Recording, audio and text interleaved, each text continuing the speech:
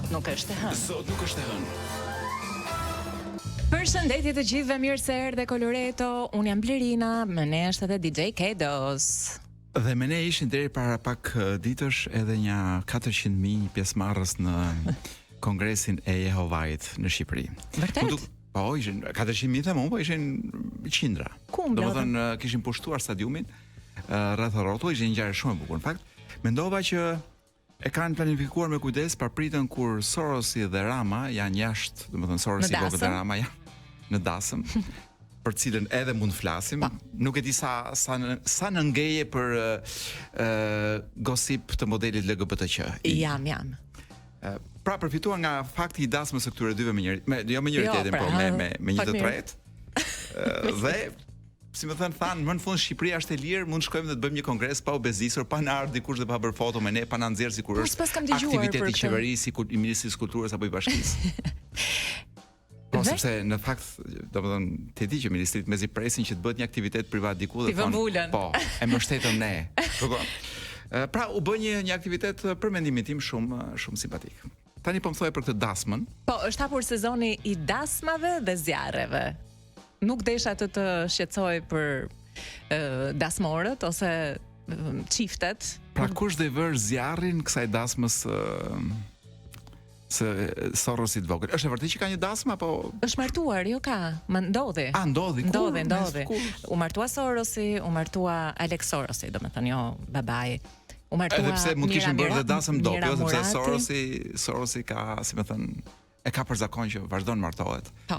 Dhe do ishte bukur që ta bënin kështu një dasëm të dyfisht, dy Sorosat. Double. Mos valle bën në bunker. Nuk e di. Ju bën në një vend që të mos nuk e di. Mos i shkojmë paparacit. Atë e di vetëm ai. Jo, më duket se kishin dalë ca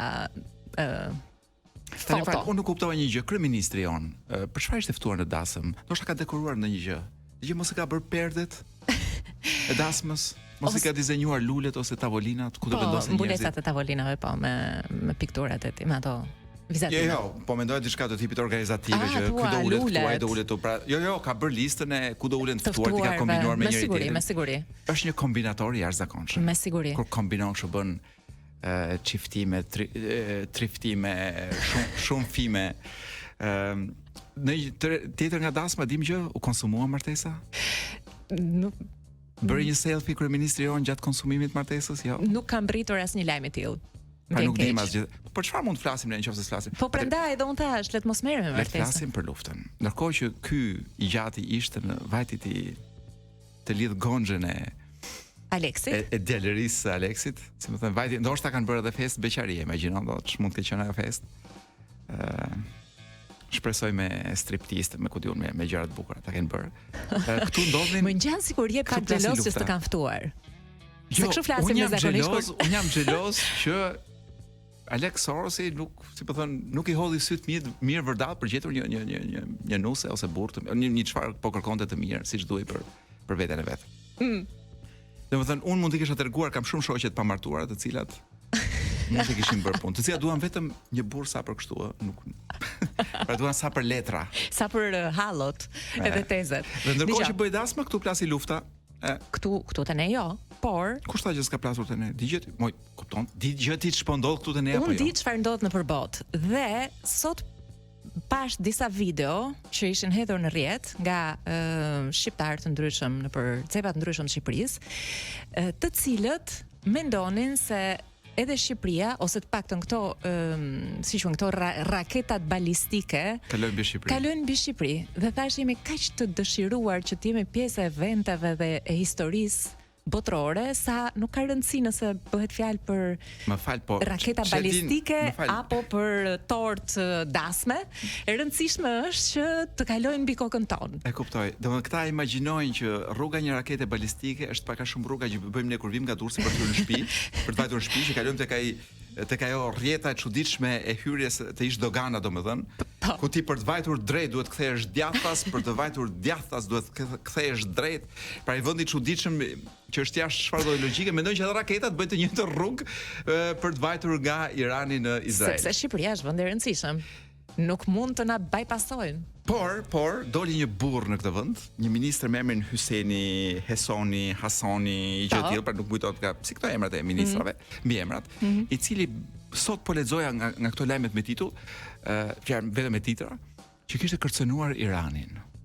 Po, kishte bëj provë ti të bësh armë nukleare. Domethënë, pra një ministër shqiptar, në momentin që kryeministri po martohet, kryeministri është po marton atë tjetrin, ky ministri shqiptar kërcënon, ka mundir njëri. Kërcënon një fjali. Është si ata njerëzit që flasin po me shpresën që s'po i dëgjon askush, kupton? Dhe kërcënoi Iranin. Iranin zgjodhi. Domethënë Iranin që mbas Iranin e ka ulur brekët disa herë, le të themi, që është e vërteta. Në të gjitha format e mundshme. Se ata në Iran e din si quhet ky, sa e ka llogarin bankare, kartën e kreditit, kartën e identitetit, pasaportën, ku e ka shtëpinë. Ata vetëm informacion për dasmën e fundit nuk kanë. Të gjithë të tjerat na e dinë dhe ky shkon të kërcënon Iranin. Domethënë ç'të të them Blerina. Thuaj po deshe që se jemi në luftë. Në Facebookun e tij apo? Nuk e kuptova mirë. Po më duket se po bëj një si biçim konferencë për ku diun. Po pra se Europës Juglindore. Kur nuk është ai i madh këtu. Dhe unë besoj që ky ministri jon me atë emrin me që fillonte me H, ky ministri me H, unë besoj që ishte futur aty në tavolinë dhe fliste kështu. Ke parasysh kur dikush flet nga fundi klasës dhe zysha se merr vesh kush foli atje. Edhe fap kërcënimin për Iranin. Edhe u ngrit ai moderatori, kush foli atje? E gjithë me gisht ky Shqipërisë, po. Kaq kisha Blerina, nuk mund të. Po, jo. A mund të them që një nga ngjarjet e bukura të jetës time është që arrita të dëgjoja domethënë koncertin e Santanës nga fillimi në fund. Po pra, Coloreto. Dhe ai doli gjallë nga koncerti. Pra unë gjithmonë prisja që në moshën 80 vjeç as ashtu. Mbas 2 orësh. Çik 80 pa çik. Entertainment. 2 orë e 5 minuta. Pra, edhe me kusur. Regjistrove në këngë aty që ta dëgjoj? Të gjitha në memorie Blerina, por nga këngët që luajtën aty, domethënë virtuoziteti është ishte derdhej nga gjitha anët. Por rëndësi ka që ai nuk vdiq gjatë koncertit. Unë pothuajse kam vrarë 2 vet nga këta të vjetrit kur shkojnë koncert.